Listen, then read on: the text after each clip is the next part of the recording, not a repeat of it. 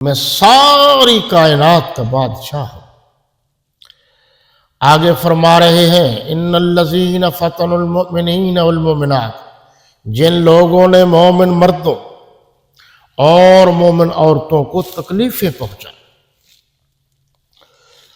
تو پھر ان کے لیے کیا ہے، اور توبہ بھی نہیں کی۔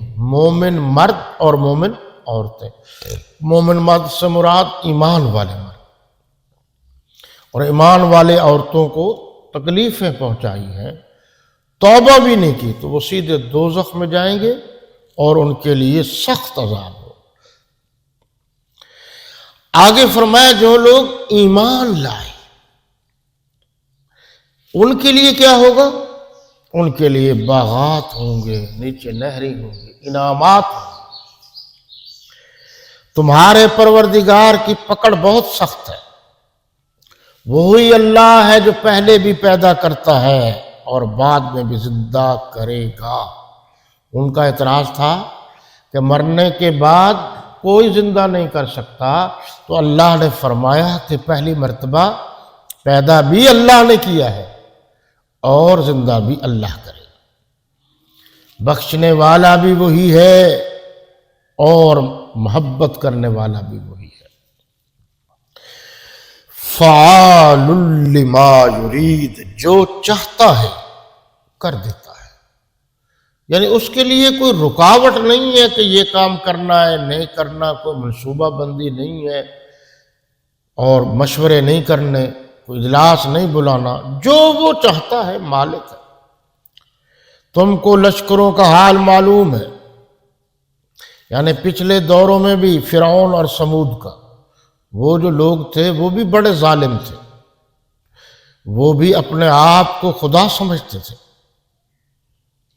اور اللہ بھی ان کو گردا گرد سے گھیرے ہوئے، اللہ نے بھی چاروں طرف سے ان کو گھیر رکھا ہے۔ اور یہ کتاب قرآن عظیم ہے، ایسی نہیں ہے کہ جس میں شک و شبہ کیا جا سکے، یہ سب کچھ لوح محفوظ میں قرآن جو ہے یہ لکھا ہوا ہے۔ اب یہاں دو باتیں ہیں، ایک ایمان والوں کی اور ایک ایمان نہ لانے والوں کی۔ جو ایمان لانے والے ہیں ان کی ساتھ ہی ایک تشریح کر دی تکلیف کی۔ آپ دوبارہ دیکھیے جی، قتل اصحاب الاخدود، کہ خندقوں کے کھودنے والے ہلاک کر دیے گئے۔ یہ کون ہے، اس کی صرف تشریح کر دینی ہے۔ آگے فرمایا النار ذات الوقود، یعنی آگ کی خندقیں جس میں ایندھن جھونک رکھا تھا، ایندھن ڈال دیا گیا تھا، لکڑیاں ڈال دی گئی تھی، اور وہ خود ان کے کنارے پر بیٹھے تھے اور ایمان والوں پر، اہل ایمان پر سختیاں کر رہے تھے اور وہ دیکھ رہے تھے۔ اس کے ضمن میں صحیح مسلم شریف کا ایک حوالے سے ایک حدیث نقل کی ہے مفسرین نے، اور اس حدیث شریف کا خلاصہ یہ ہے کہ پچھلے دوروں میں ایک بادشاہ تھا، وہ بادشاہ بھی اپنے آپ کو خدا کہلاتا تھا کہ مجھے رب مانو، کہلاتا تھا کہ مجھے اللہ مانو۔ جیسے ہمارے ہاں آج بھی ہے کہ دیہاتوں میں چلے جاؤ، جن کی زمینیں زیادہ ہیں، جاگیردار، تو وہ متکبر ہوتے ہیں، زیادہ تر مغرور ہوتے ہیں، اور وہ سمجھتے ہیں کہ ہم دیں گے تو ہمارا مظاہرے جو ہیں کھائیں گے، اور ہم جگہ دیں گے تو یہ رہیں گے، ورنہ یہ نہیں رہ سکتے، نہیں کھا سکتے۔ یہی گندی ذہنیت پرانے دوروں میں بھی تھی، اور وہ سیدھے کہتے تھے کہ ہمیں کہو ہم رب ہیں، یعنی ہم تمہارے پروردگار ہیں، ہم تمہارے بڑے ہیں، ہماری مرضی کے بغیر تم کوئی کام نہیں کرو گے، جو ہم چاہیں گے آپ وہی کام کریں گے، اور جو ہم نہیں چاہیں گے وہ آپ کوئی کام نہیں کریں۔ اس بادشاہ کا ایک جادوگر رکھا ہوا تھا جس سے وہ کام چلاتا تھا، لوگوں کو بڑی بڑی اوپر نیچے کی چیزیں دکھاتا تھا اور ان کو مرعوب کرتا تھا کہ میں ہی رب ہوں۔ وہ جیسا کہ آپ نے پہلے بھی قرآن مجید میں پڑھا بھی ہے، سنا بھی ہے کہ ابراہیم علیہ السلام نے بھی نمرود سے جب یہ کہا کہ واقعی تم ہو تو دن کو رات میں یا رات کو دن میں، پہلے تو کہا کہ موت اور زندگی تمہارے ہاتھ میں ہے تو کر کے دکھاؤ۔ اس نے جو باہر آدمی پھر رہا تھا اس کو جیل میں ڈال دیا کہ یہ مر گیا، جو جیل والا تھا اس کو نکال دیا اور کہا یہ دیکھو مرا ہوا تھا، ہم نے زندہ کر دیا۔ تو انہوں نے کہا یہ اس طرح نہیں سمجھے گا۔ پھر آپ نے فرمایا پھر سورج مشرق سے نکلتا ہے، مغرب کی طرف غروب ہوتا ہے، تو اگر رب ہے تو مغرب کی طرف سے نکال دے اور مشرق کی طرف اس کو غروب کر دے۔ تو پھر وہ سٹ پٹا گیا۔ اس قسم کے لوگ ہر دور میں ہوتے رہتے ہیں۔ تو وہ جادوگر جو تھا وہ بوڑھا ہو گیا۔ جادوگر نے کہا بادشاہ سلامت سے کہ گزارش یہ ہے میں اب بوڑھا ہو گیا ہوں تو کوئی بچہ سمجھدار قسم کا میرے پاس بھیج دو، میں اس کو جادو سکھا دوں۔ یاد رکھنا شریعت اسلامیہ میں جادو کرنا بالاتفاق حرام ہے۔ شریعت محمدیہ میں جادو کرنے کی اجازت نہیں ہے، یہ غیر مسلم کرتے ہیں۔ البتہ جب جادو ہو جائے یا کوئی اس قسم کی شرارت کر دے تو اس کے دفاع کی صورتیں موجود ہیں۔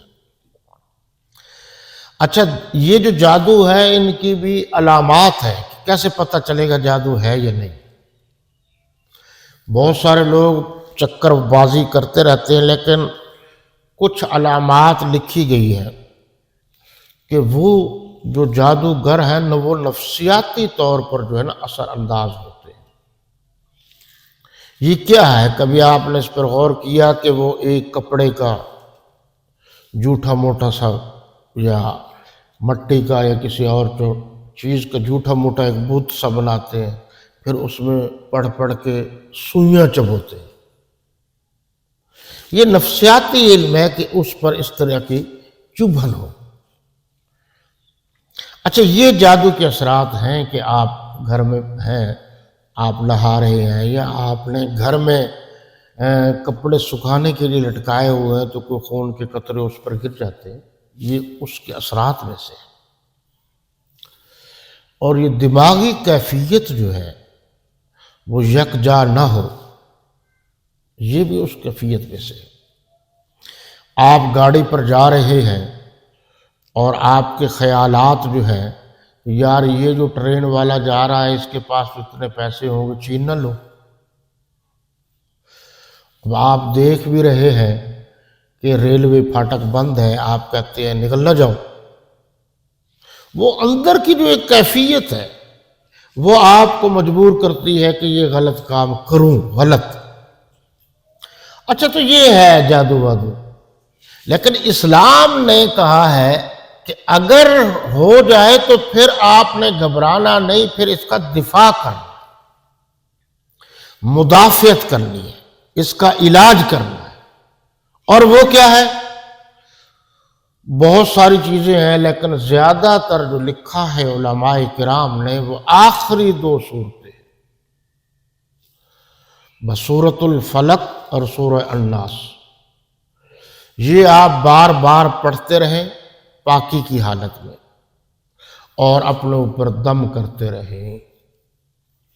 اس کے علاوہ بھی لکھا ہے بہت سارے معاملات ہیں دفاع کے لیے، جو دشمن کے حملے ہیں اس کے دفاع کے لیے، رکاوٹ کے لیے، اور کوئی چیز آپ کو خوف دلاتی ہے اس سے بچنے کے لیے، یا اندھیرے میں رات کو آپ کو ڈر لگتا ہے زیادہ تر سوتے ہوئے، اس سے بچنے کے لیے یا بچہ جو ہے گھر میں چھوٹا بچہ زیادہ روتا ہے اس کے لیے، پھر وہ اس کے لیے بہت ساری چیزوں کے ساتھ ساتھ بہترین نسخہ جو انہوں نے لکھا ہے وہ ہے آیت الکرسی۔